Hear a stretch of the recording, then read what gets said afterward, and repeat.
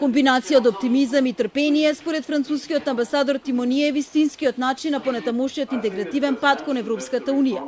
Ни предстои вистинска заедничка работа во процесот на европската изградба, но пред нас имаме огромна работа затоа што стигнавме до организациони ограничувања. Пол тука бараме малку трпение од нашите пријатели за да можеме да ве пречекаме во куќа која што е стабилна, каде што вие ќе го имате заслуженото место, рече Тимоние. Посочи дека тоа е и смислата на говорот на председателот Макрон од 26 септември. Треба да излеземе од алтернативата дека или треба да се случи интеграција или ќе се случи војна на поранешните југословенски простори. Мислам дека таква констатација не служи на никого, а особено не за привлекување инвеститори. Треба да се најде средишниот пат, а тоа е патот на оптимизмот и на трпението и ние сме тука за да ви помогнеме затоа што тоа е другата страна на работите. Нација во светот која најмногу знае што е трпение е токму македонската. Шеговито посочи модераторот на конференцијата, амбасадорот Мемеди. Ако одиме во матичната книга да видиме колку имиња има Трпе.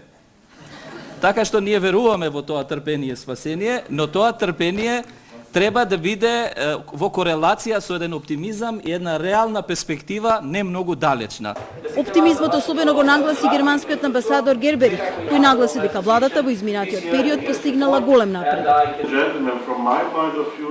Клучно е реформскиот процес да биде инклузивен. Опозицијата мора да биде вклучена како клучен дел од функционирањето на демократијата.